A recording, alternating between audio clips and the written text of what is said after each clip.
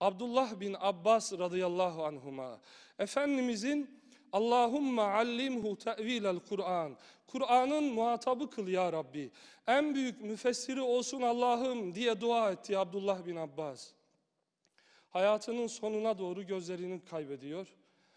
Dünya gözleri görmüyor. Yanına bir doktor getiriyorlar. Doktor diyor ki seni Allah'ın inayetiyle tedavi ederim.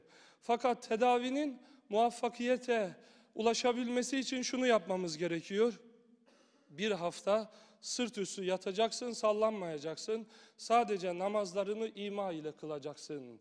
Abdullah bin Abbas gözlerini kaybetti. Doktor, gözlerine kavuşacaksın ama bir hafta Rabbinin huzurunda durmayacaksın.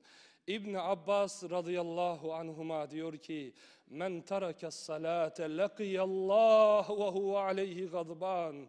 Kim namazı terk eder, Rabbimin huzuruna takati olduğu halde gözünü korumak için ayağa kalkmaz, durmazsa Allah'ın huzuruna büyük bir öfkeyle, gazapla gelecek. Gözler sizin olsun, dünya gözleri görmesin, kalbim görsün diyor Allah Resulü Aleyhisselam'ın ashabı. Kardeşlerim, onlar gözlerini kaybettiler ama namazla ruhlarında, yüreklerinde medeniyetin aydınlığı vardı. Çocuklarına da bunu anlattılar, bunu bıraktılar. Evlerde huzursuzluk var, sokaklarda isyan var, kumar var, tuğyan var.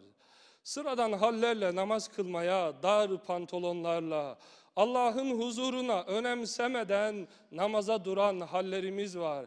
Yani olsun aradan çıksın diyen hallerimiz var. Eğer bu cemiyetin, bu sokakların kurtulmasını istiyorsanız, bu toplum gayri safi milli hasılanız, bütün dünya devletlerinin üzerine çıkarak kurtulamazsınız kardeşlerim. Bu toplumu namaz kurtaracak. Hayyâles salâh, hayyâlel felâh. Arakan'ı da, Suriye'yi de 1,5 milyar alemi İslam'ı namaz kurtaracak.